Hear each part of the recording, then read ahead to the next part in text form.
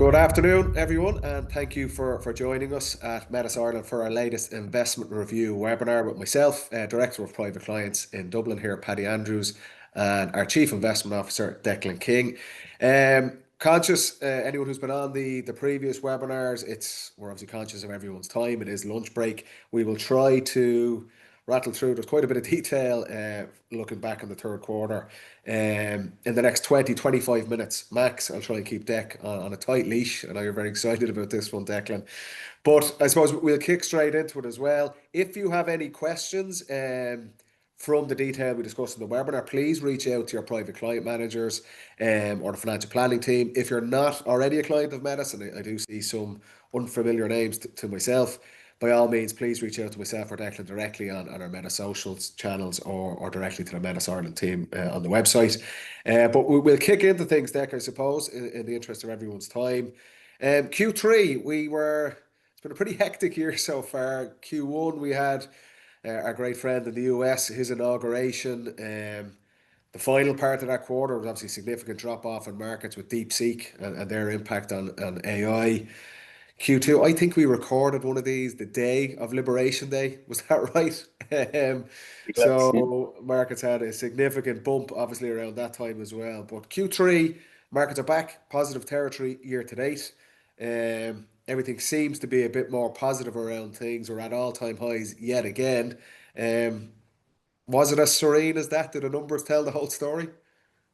Yeah, well, great numbers for sure. Best quarter of the year, as you said. I would say less volatility, no real major shocks. But I'm very excited about markets at the moment. I know that's why we were laughing at the start. We had our chat before today. There's loads of interesting stuff going on. I think some really good stuff and some really concerning stuff.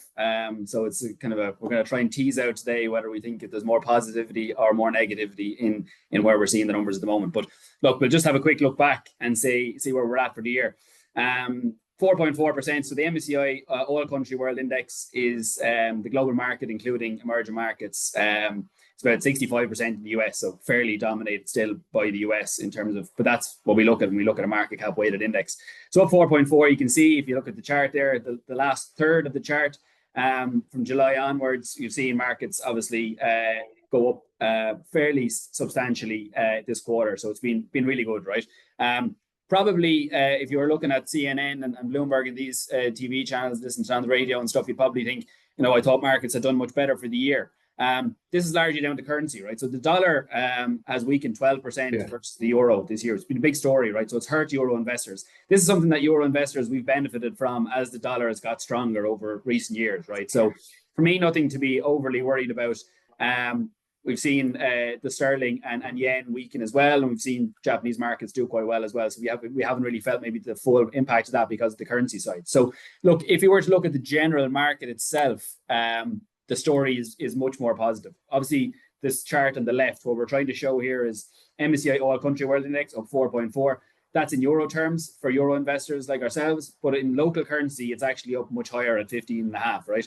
And if we scroll down to the bottom of that chart, you'll see that the S&P 500, which is kind of the benchmark for the US economy or the US stock market, is only up 0.9% in euro terms, but it's actually up over 14% on the year in US dollar terms. So that's why we're getting a few questions on this. Why aren't we seeing those returns kind of filter through to your own portfolio? It's just a currency thing.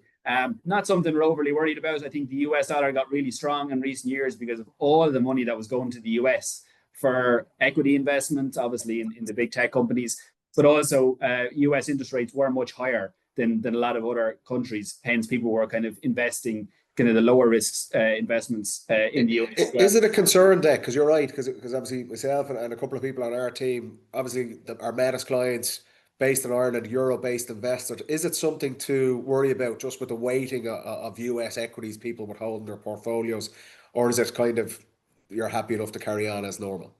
Yeah, like it's not a true reflection either of the market. Like if you look at US companies that you're in, right?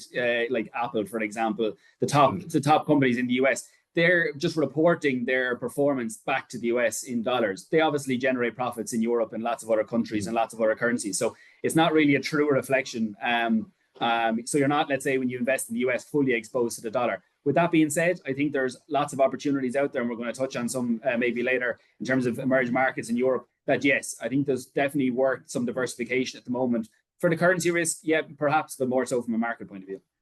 Okay. If we look then, Q3 we mentioned at the top has been the best performing quarter so far. It seemed there's been slightly less going on outside of just specific markets. What has actually driven that, Deck? If we kind of drill down underneath the bonnet, what's brought the markets back into the positive territory year to date? Yeah, the top three here are probably the three big ones. Government spend and AI spend. I'm going to touch on two of those later, right? But governments are just spending money.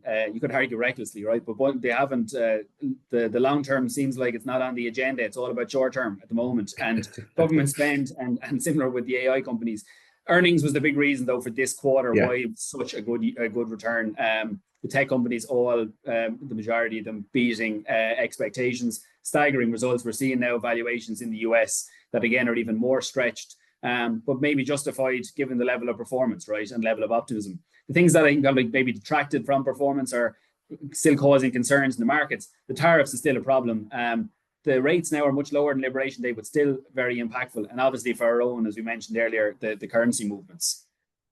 But I'm trying to kind of show central banks here throwing money on a kind of on an already kind of hot economy, right?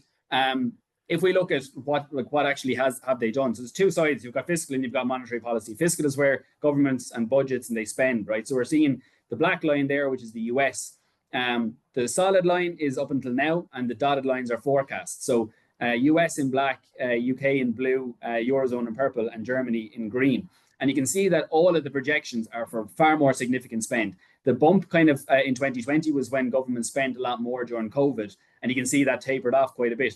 But what we're now seeing is projections of spend back to that level, right?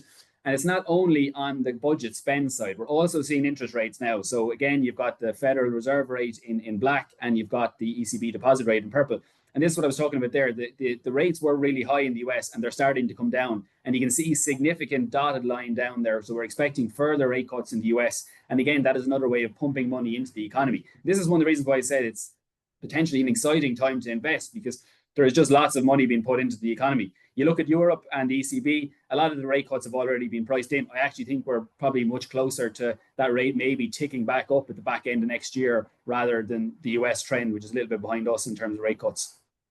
Is there an element, Deck, again, kind of common questions we will get, markets at all-time highs, valuations at all-time highs, interest rates being cut, kind of monetary spending across multiple governments. Is it a case, have we kind of reached the peak here? And is there an inevitable kind of drop off expected? It is a common one we get from our own clients around, is now actually the correct time to invest on the basis of all of this economic movement?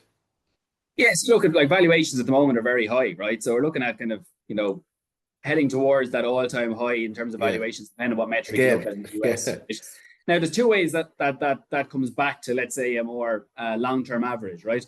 Either the price of the stocks falls, so we get a bit of a market crash, or we see earnings increase, right? And kind of grow into those valuations. And that's what's happened over time, So while the P ratio or the CAPE ratio, whatever kind of ratios you want to look at, while they stay stagnant over time, obviously the price has gone up, but earnings has also gone up. And things that drive that are spend, right? So we've got government spend and we've got AI spend at the moment. And that's what's fueling this kind of economy. And this is the debate where you're kind of saying maybe earnings will continue to increase, especially if governments continue to spend. Like even now, the chart on the left-hand side there shows Germany. Germany historically would be a very reserved country when it comes to spend, highly regulated. The shackles are off a little bit in Germany, and you can see we're already at kind of the highest levels of spend going back basically since 2002. But that dotted line again is projecting much higher spend. So 2026 is going to be a very interesting time. I think Europe, when we earlier conversations, Europe was doing really well. The kind of the good news story around Europe kind of tapered off a little bit. US started kicking on again, probably in Q2. I think next year and probably the back end of this year, I think Europe has definitely got a lot to say and could have a good run in markets. So with that significant government spend, Deck, so you see it in the States, we see it in Germany, obviously success stories in Italy and Spain as well. When the government is pumping that much money into those economies, what do we expect to see? What has happened with, markets on the back of that? Yes, we look at Spain and Italy, as you mentioned, right? So there's a recovery fund in Europe that's been pumping money across some of the countries that were struggling. And if you rewind back 3, 4, 5 years ago, Greece, Italy, Spain were kind of some of the problem countries in Europe, right? So obviously you can see this chart here on the right hand side shows effectively, look, there's no need to look into the detail of it, but effectively shows the area of spend that was highest across Europe. So we've seen fairly significant stimulus into Italy and Spain, right? And Yeah. what's the result? This is the MSCI Spain and MSCI Italy, effectively the Spanish stock market and the Italian stock market. So as we showed earlier on, the stock market in Europe, in euro terms, is up 4.4% on the year. These are two countries that have done 42 and 29% on the year. Staggering kind of numbers, right? And you'd have to think that it's fairly linked to the heavy investment that Europe has put into these two countries over the last couple of years. Yeah, so it's not look take away put all your money in the Spanish stock market. It's more just a reflection when government stimulus is backed, the markets do tend to follow in the background, and that's what we're seeing, obviously in the US, but across Europe as well. Yeah, and it's a big problem if, like for people that want to sit in the sidelines and want to wait for this correction or want to wait for a correction, right? I think it's a risky time to be sitting on the sidelines with this amount of money being pumped into not only the US but lots of other governments as well. And then the other big story, Deck, we've spoken about it at length in all of our webinars, and I think we will going forward across the board. AI, the impact that has on markets. It's probably fair to say, obviously, Nvidia is kind of driving that, but have we seen the crossover with AI into kind of mainstream stuff as it really had an impact outside of the more siloed specific industries that it's been allocated to so far?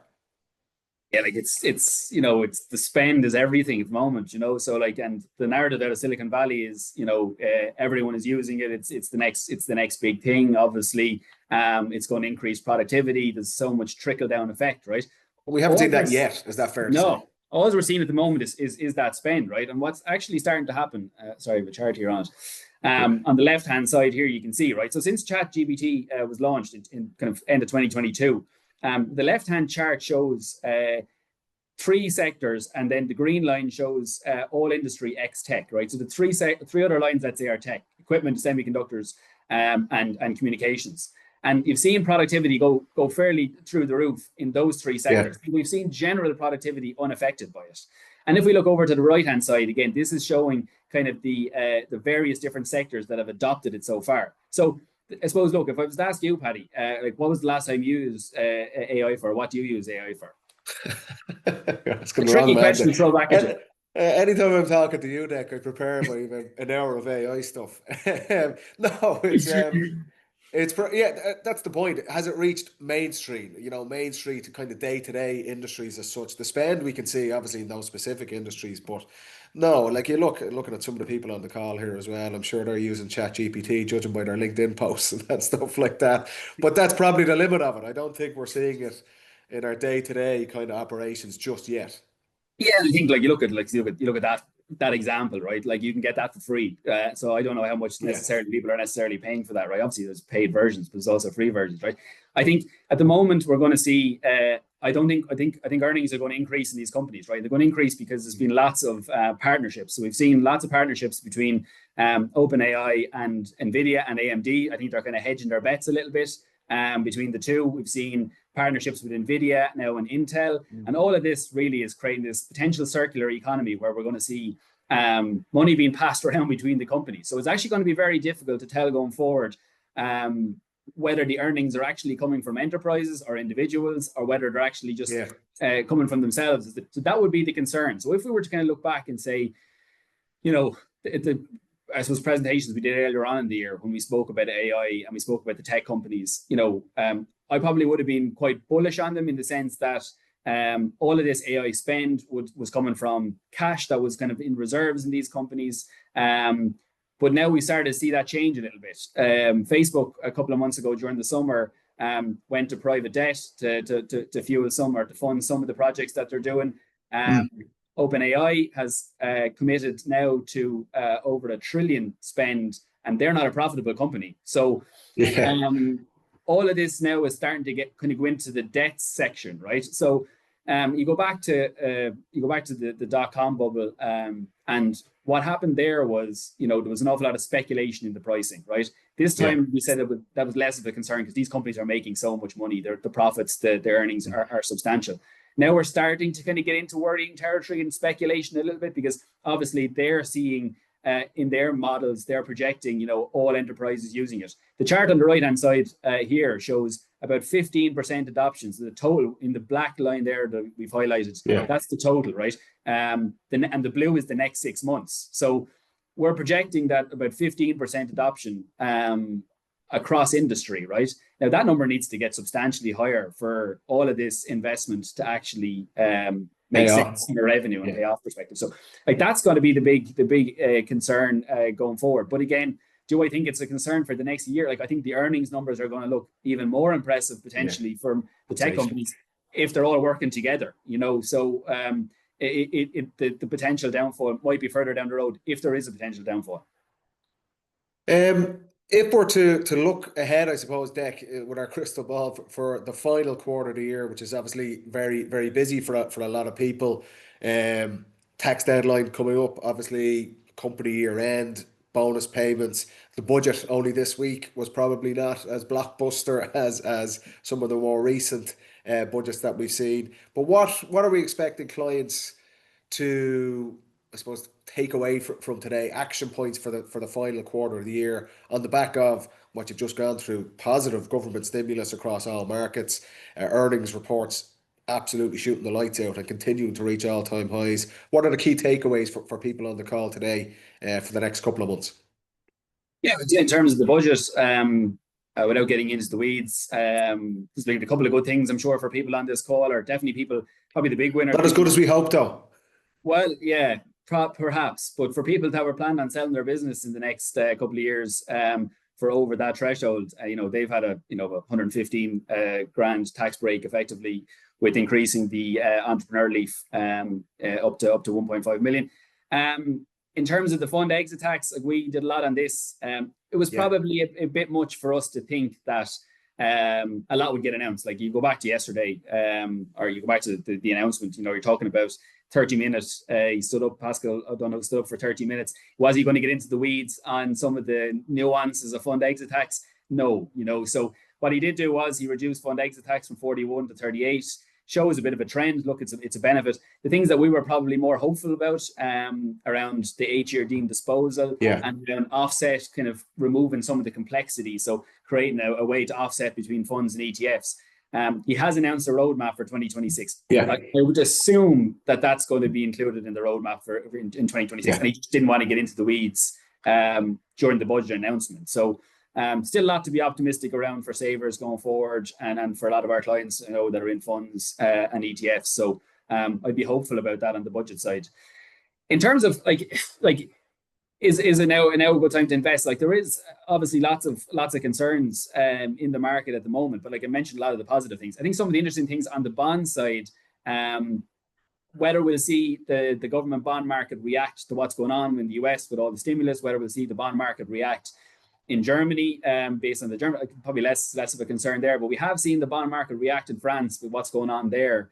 And if you look at the French, let's say if you look at the yield curve now across Europe, without getting into too much technical details, France is now deemed higher risk. Germany is generally the benchmark, and then every country spreads off Germany. But if you look at it now, Greece, Italy, and Spain are now lower than France. So France and Germany were kind of effectively the base a couple of years ago, and now you can see where they've gone. And what could be interesting going forward is will we see corporate bonds actually at a lower risk than government bonds? So for low risk investors, I think that one's interesting. I think LVMH have issued a bond, that's Louis Vuitton, Moet, and Hennessy, that company.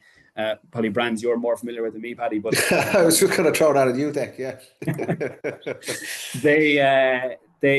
They announced a bond that's 10 bips lower than the French bond at the moment. So will we see corporate bonds actually lower than government bonds? So again, that would be one of my concerns, probably for the lower risk investors that are in kind of higher bond allocations. Will government bonds feel another bit of short-term pain like we did a couple of years ago?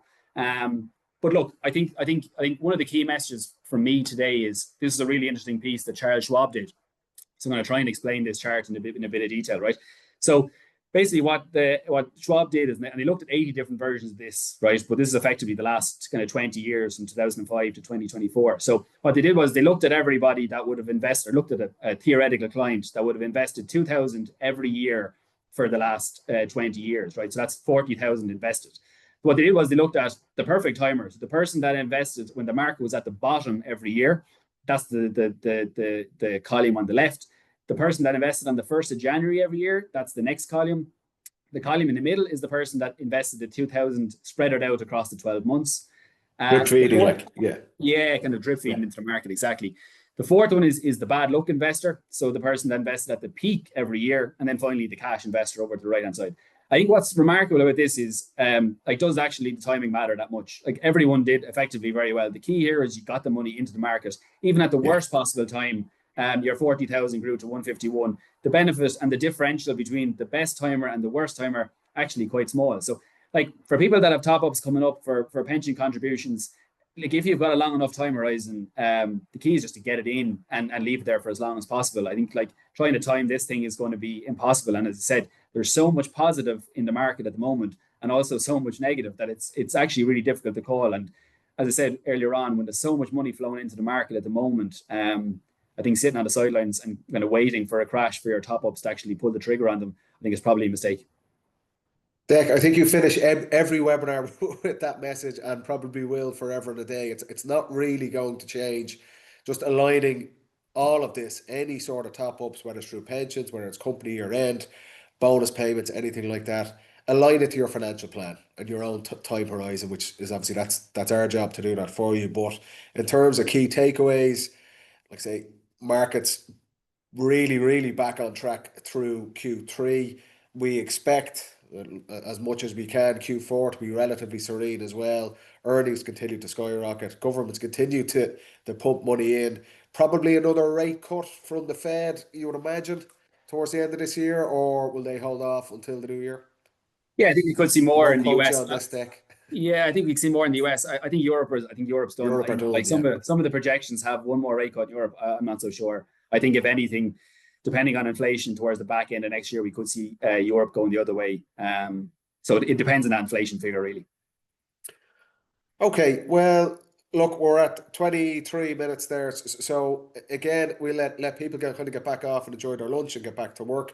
Just to wrap up, a recording of this will be on the Metis Ireland YouTube channel in the next day or two. As always, keep an eye out for all of our socials, the Metis page on LinkedIn and YouTube, and it's also all of our private client managers and financial planning team. And again, if you have any questions at all around anything we've covered off today or through the recording, by all means, please do reach out to us.